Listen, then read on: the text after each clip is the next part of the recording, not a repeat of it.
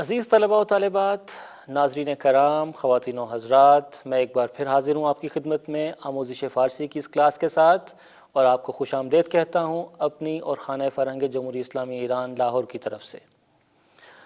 ہم کتاب کے اختتام کی جانب بڑھ رہے ہیں، اور آج آپ نے آخری امتحانی مشق اس کتاب کی حل کرنا ہے، اگرچہ یہ آپ کی امتحانی مشق ہے اور آپ کو خود حل کرنا چاہیے، لیکن جہاں کہیں تھوڑی سی مدد کی ضرورت ہو میں بھی حاضر ہوں۔ آئیے مل کر یہ امتحانی مشق حل کرتے ہیں۔ اس کا سوال نمبر 1 ذرا دیکھیے، آپ نے جملے مکمل کرنے ہیں اور یہاں پر دارم اور نادارم کا استعمال کیا گیا ہے۔ ہاں، تو آپ دیکھیے مصدر ہمارے پاس کیا تھا؟ داشتن۔ داشتن کا مطلب ہوتا ہے ٹو ہیو یا رکھنا۔ دارد اس کا مضارع ہے، یہ فعل حال کی گردان ایک طرح سے ہو جائے گی۔ من دارم یعنی آئی ہیو، اور من نہ دارم آئی ڈونٹ ہیو۔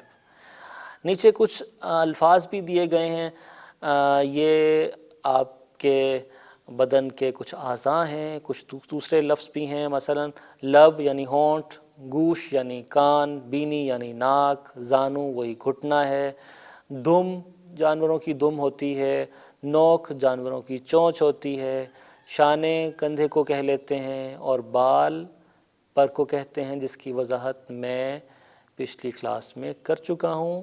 وہ بال وہ پر ہیں جن کی مدد سے پرندے اڑتے ہیں فضا میں۔ تو مجھے امید ہے کہ آپ ان الفاظ کی مدد سے یہ جملے نہایت آسانی سے بنا لیں گے۔ یہاں آپ کو میری مدد کی کوئی ایسی خاص ضرورت نہیں ہے۔ اسی یقین کے ساتھ، اسی امید کے ساتھ آگے بڑھتے ہیں اور چلتے ہیں سوال نمبر 2 کی جانب۔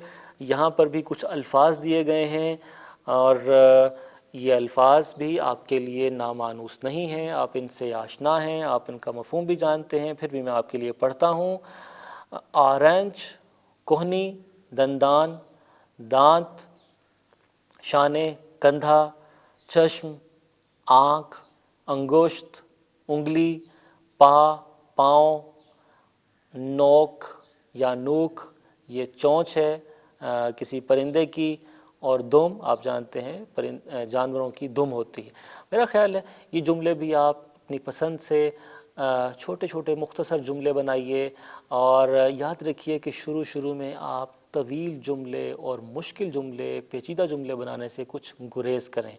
جب آپ کی فارسی کچھ بہتر ہو جائے گی، آپ آسانی کے ساتھ جملے بنانا شروع کر دیں گے، تب آپ مشکل جملے بنائیے گا۔ فی الحال کوشش کیجئے کہ جملہ آسان ہو، سادہ ہو، لیکن درست ہو۔ اسی درست کا لفظ میں نے استعمال کیا، تو جناب سوال نمبر 3 کچھ اسی طرح کا ہے۔ آپ نے جملوں کو ترتیب دینی ہے، یہ الفاظ کچھ آگے پیچھے کر دیے گئے ہیں، آئیے انہیں مل کر کچھ ٹھیک کرنے کی کوشش کرتے ہیں۔ مثلا پہلا جملہ دیکھیے، دارم دو دست من، تو کیا ہوگا؟ من دو دست دارم، ٹھیک ہے؟ لیجئے جناب جملہ ٹھیک ہو گیا، من دو دست دارم، میرے 2 ہاتھ ہیں، بالکل صحیح۔ اور دوسرا جملہ دیکھیے، چشم سیاہ زیباست، کیسا رہے گا؟ اتفاق کرتے ہیں مجھ سے؟ لیجئے اگر آپ اتفاق کرتے ہیں تو یہ جملہ بھی ٹھیک کر لیں کہ چشم سیاہ زیباست، سیاہ آنکھ کالی آنکھ خوبصورت ہے۔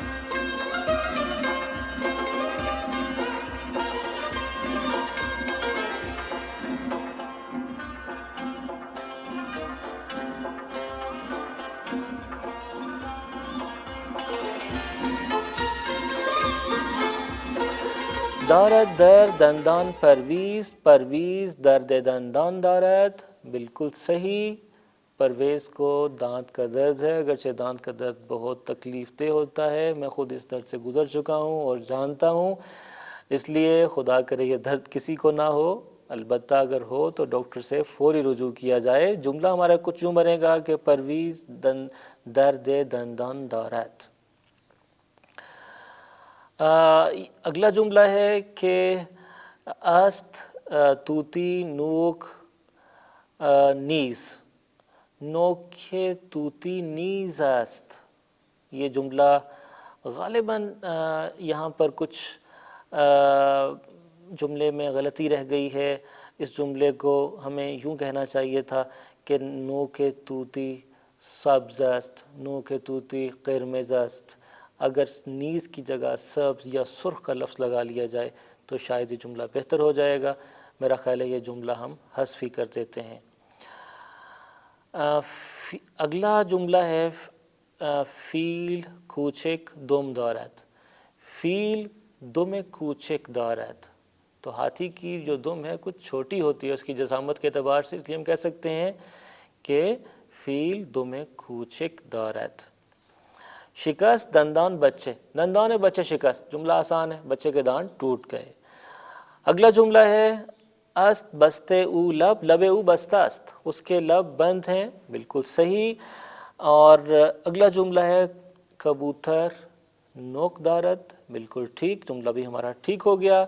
جملہ نمبر 9 ہے بود پھاش بچے کثیف. یعنی پاؤ یہ بچے کثیف بود، بچے کے پاؤں میلے تھے، گندے تھے. آخری جملہ ہے بود بلبل ان داستان. ان داستان بلبل بود. یہ بلبل کی کہانی تھی، بچپن میں نے بھی پڑھی تھی. امید ہے آپ نے بھی اپنے کسی بڑے سے یا کسی کتاب میں یہ کہانی پڑھی ہوگی. ٹھیک ہے، یہ جناب آگے چلتے ہیں. اگلا سوال ہے کہ اردو میں دیے گئے ان جملوں کو فارسی میں ترجمہ کرنا ہے. آئیے مل کر ہم انہیں ترجمہ کرتے ہیں. میرے 2 ہاتھ ہیں، بتائیے کیا ترجمہ ہوگا اس کا فارسی میں؟ جی ہاں بالکل صحیح، من 2 دست دارم. کبوتر خوبصورت پرندہ ہے. کبوتر پرندہ زیباست. بالکل صحیح. آپ کا گھر کہاں ہے؟ خانه شما کجاست؟ بچے کا اسکول دور نہیں ہے. مدرسه بچه مدرسه کودک دور نیست. بالکل صحیح. آگے چلتے ہیں. حامد اچھا دوست ہے. حامد دوست خوبی است. شہر کی مسجد خوبصورت ہے. مسجد شہر زیباست. مشہد مقدس شہر ہے. مشہد شہر مقدس است. میری چھوٹی بہن کا نام زینب ہے. خواہر اسم خواہر کوچک من زینب است. دوبارہ سے کہتا ہوں، اسم خواہر کوچک من زینب است. لیجئے یہ سوال بھی ختم ہوا. اگلا جو سوال ہے خالی جگہ پر کرنا ہے آپ نے، اور آئیے آپ کی مدد سے یہ خالی جگہ پر کر لیتے ہیں. پہلے جملے میں خالی جگہ بچے نماز خواند، تو کیا کہہ سکتے ہیں؟ آیا بچہ نماز خواند. جملہ بالکل ٹھیک ہو جائے گا. آگے لکھا ہے او کرست. ہم کہہ سکتے ہیں کہ گوش او کرست. اس کے کان بہرے ہیں، وہ سنتا نہیں ہے. کر ہم بہرے کو کہتے ہیں. بالکل صحیح. نوک طوطی تیز است. ہم کہہ سکتے ہیں کہ نوک طوطی تیز است. اس کی نوک تیز ہے، نوکیلی ہے. لب او نازک است. اس کے ہونٹ باریک ہیں. باریک ہونٹوں کو ہم لب نازک کہہ سکتے ہیں. لب او نازک است. آیا موی شما مشکیست. کیا آپ کے بال کالے ہیں؟ آیا موی شما طلائی است. کیا آپ کے بال سنہرے ہیں؟ آپ اسی حساب سے یہ جملہ مکمل کر سکتے ہیں.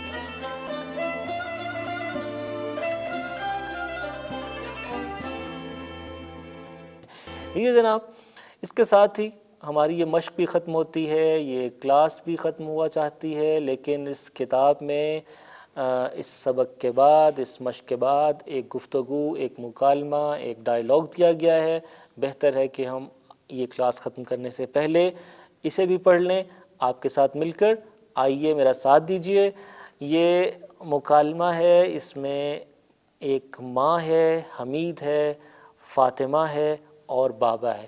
اگر آپ گھر کے تمام افراد مل کر یہ کریکٹر، ایک ایک کردار اپنے ذمے لے لیں اور اسے ادا کریں تو یہ بہت عمدہ ہوگا. ایک تو آپ سب گھر والوں کی فارسی کی مشق ہو جائے گی، اور ایک یہ کہ آپ کی فارسی میں بھی کافی بہتری آئے گی.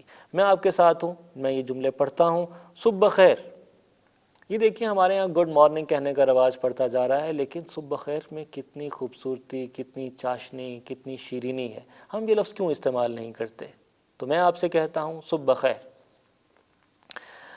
مادر یعنی ماں کا جو کردار ہے، ماں کہتی ہے بچیا صبحانے حاضر است، بچوں ناشتہ تیار ہے۔ حمید کہتا ہے چشم مادر جون آمدم، بالکل ٹھیک امی جان میں آتا ہوں، میں ابھی آیا۔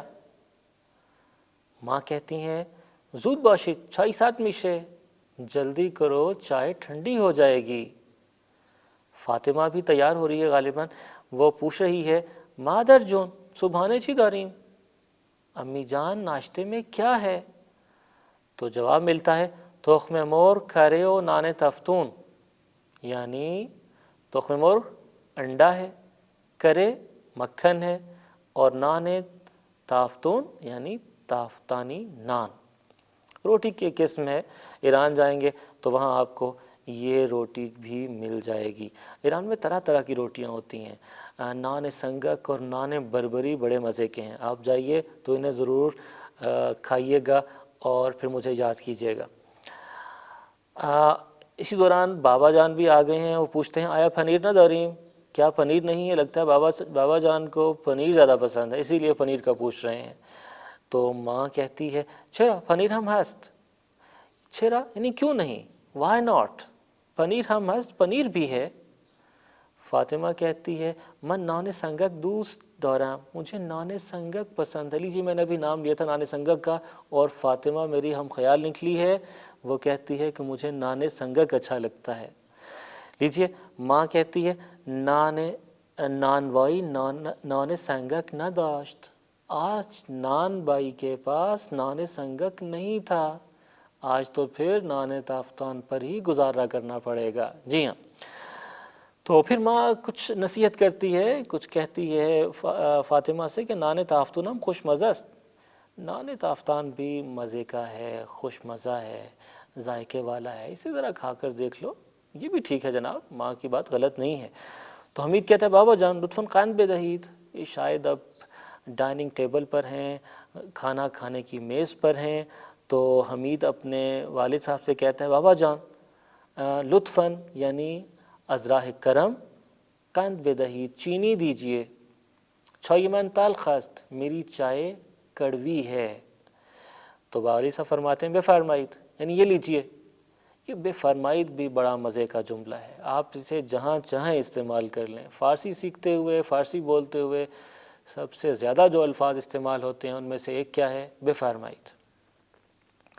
حمید کہتا ہے دست شما درد نہ کند، لیجئے جناب یہ جملہ اس کا ترجمہ کرنا چاہیں تو مفہوم یہ ہوگا دست شما آپ کا ہاتھ درد نہ کند، درد نہ کرے، لیکن اس کا مطلب کچھ اور ہے۔ جی ہاں، یہ ایک محاورہ ہے، جب آپ کسی سے کوئی کام کرنے کو کہتے ہیں، وہ آپ کی خاطر تھوڑی سی زحمت اٹھاتا ہے تو آپ اسے دعا دیتے ہیں کہ آپ نے بڑی زحمت کی، آپ نے بڑی تکلیف کی، اللہ آپ کو خوش رکھے۔ ایک دوسرے کو حوصلہ افزائی، ایک دوسرے کی حوصلہ افزائی کرنے کے لیے جملہ بولتے ہیں دست شما درد نہ کنے، ایک طرح کی دعا ہے۔ تو اسے ایک ایڈیم کے طور پر، ایک محاورے کے طور پر لینا چاہیے۔ بابا کہتے ہیں کہ بچہ زود باشید، بچو جلدی کرو، بریم امروز دیر شد، سے آج چلیں آج دیر ہو گئی ہے۔ شہر شیراز در 900 کیلومتری جنوب تهران قرار گرفته است. از تهران تا شیراز با هواپیما 1 ساعت و با ماشین 12 ساعت فاصله است. شیراز شهر شعر و ادب است. حافظ و سعدی از شاعران مشهور ایران در همین شهر مدفون هستند. آرامگاهشان از مناطق توریستی شیراز است. زیارتگاه شاه چراغ هم در این شهر قرار دارد که آرامگاه احمد بن شاه چراغ برادر امام رضا علیہ السلام است. شہر شیراز تہران سے 900 کلومیٹر جنوب میں واقع ہوا ہے۔ ہوائی جہاز کے ذریعے تہران سے شیراز کا سفر 1 گھنٹے کا ہے اور گاڑی سے 12 گھنٹے فاصلہ ہے۔ شیراز شعر و ادب کا شہر ہے۔ ایران کے مشہور شاعر حافظ اور سعدی اسی شہر میں دفن ہیں۔ ان کے مزار شیراز کے سیاحتی مقامات میں سے ہے۔ شاہ چراغ کا مزار بھی اسی شہر میں ہے، جو حضرت امام رضا علیہ السلام کے بائی احمد بن شاہ چراغ کا روضہ ہے۔ شیراز در فصل بهار بسیار زیباست. برای گذراندن تعطیلات نوروز این شهر مناسب است. تخت جمشید در نزدیکی شیراز قرار دارد. تاریخ آن دارای قدمت 2500 ساله است. باغ دلگشا، باغ عفیف آباد، باغ ارم، بازار وکیل، سعدیه و حافظیه از مکانهای دیدنی این شهر هستند. موسم بہار میں شیراز بہت خوبصورت لگتا ہے۔ نوروز کی چھٹیاں گزارنے کے لیے یہ شہر اچھا ہے۔ تخت جمشید کے آثار قدیمہ شیراز کے نزدیک واقع ہے۔ اس کی تاریخ 2500 سال قدیم ہے۔ باغ دلگشا، باغ عفیف آباد، باغ ارم، وکیل بازار، سعدیہ، حافظیہ اس شہر کا قابل دید مقامات ہیں۔ کتاب کے آخری صفحات پر کچھ مصادر اور مضارع دیے گئے ہیں۔ میری آپ سے درخواست ہے کہ ان مصادر اور مضارع کو خوب اچھی طرح سے یاد کریں تاکہ آپ آنے والے دنوں میں اپنے جملوں میں ان مصادر کو استعمال کر سکیں۔ میں آپ کی سہولت کے لیے یہ مصادر اور مضارع پڑھ دیتا ہوں تاکہ ان کا تلفظ آپ پر واضح ہو جائے۔ آراستن، آراید، آسودن، آساید۔ یہاں ترجمہ نہیں دیا گیا، اگر آپ کہیں تو میں ترجمہ بھی ساتھ کر دیتا ہوں۔ ہاں، آراستن سجانا ہے، آراید اس کا مضارع، آسودن آرام دینا، ہاں، آساید اس کا مضارع ہے، آمدن آنا، آید مضارع، آموختن سیکھنا یا سکھانا، آموزت مضارع، آویختن لٹکانا، آویزد مضارع، افزودن بڑھانا، افزایت مضارع، افگندن گرانا، افگند مضارع، باریدن برسنا، بارد مضارع، بخشیدن بخشنا، بخشد، برداشتن اٹھانا، بردارد، بریدن کاٹنا، برد، بودن ہونا، بود۔ بودن کا ایک مضارع باشد بھی ہوتا ہے۔ پائیدن طے کرنا، چلنا، پاید، پذیرفتن قبول کرنا، پذیرد، پروردن پرورش کرنا، پالنا، پرورد، پسندیدن پسند کرنا، پسندد، پیچیدن موڑنا، پیچد، ترسیدن ڈرنا، ترسد، جستن ڈھونڈنا، تلاش کرنا، جستن ڈھونڈنا، تلاش کرنا، جوید، آزمودن آزمانا، آزماید، آفریدن تخلیق کرنا، بنانا، آفریند، آموختن سیکھنا یا سکھانا، آموزت، آوردن لانا، آورد یا آرد، افتادن گرنا، افتد، افسردن افسردہ ہو جانا، بجھ جانا، ہاں، پژمردہ ہو جانا، افسرد، انداختن گرانا، اندازد، بافتن بننا، بافد، برخاستن اٹھنا، برخیزد، بردن لے جانا، برد، بستن باندھنا، بندد، بوسیدن چومنا، بوسد، پختن پکانا، پزد، پرداختن پے کرنا، ادا کرنا، پردازد، پریدن اڑنا، پرد، پوشیدن پہننا، پوشد، تپیدن تڑپنا، دھڑکنا، تپد، توانستن کر سکنا، تواند، جوشیدن جوش میں آنا، ابلنا، جوشاند، اسی سے ہم جوشاندہ بناتے ہیں۔ لیجیے میں نے آپ کے سامنے ایک یہ سارا صفحہ پڑھ دیا، کچھ مصادر آپ کو بتا دیے، کچھ مضارع آپ کو بتا دیے۔ امید ہے باقی مضارع اور مصدر آپ خود پڑھ لیں گے، آپ انہیں یاد کر لیجئے گا۔ لیکن ایک چیز آپ کو بتاتا چلوں کہ اگر آپ فارسی زبان سیکھنا چاہتے ہیں، ٹھیک طرح سے فارسی بولنا چاہتے ہیں، تو اس کے لیے ان مصادر اور مضارع کو ٹھیک طرح سے یاد کرنا، ذہن نشین کرنا اور پھر جملوں میں ان کا استعمال بے حد ضروری ہے۔ اور غالباً یہی وہ ایسی چیز ہے جسے یاد کرنے کا کوئی ایسا کلیہ نہیں ہے، کوئی ایسا قاعدہ نہیں ہے سوائے اس کے کہ آپ اسے خوب اچھی طرح اپنے حافظے میں بٹھا لیں۔ البتہ کسی حد تک میں آپ کی رہنمائی کر سکتا ہوں کہ ہر مصدر کے آخر میں نون آتا ہے۔ جی ہاں، یہ تو بات طے ہے کہ ہر مصدر کے آخر میں نون آتا ہے۔ اور ایک بات مزید کہ نون سے پچھلا حرف تے ہوتا ہے یا دال۔ لیجئے یاد رکھیے کہ ہر مصدر کے آخر میں نون ہے، نون سے پچھلا حرف تے ہے یا دال ہے۔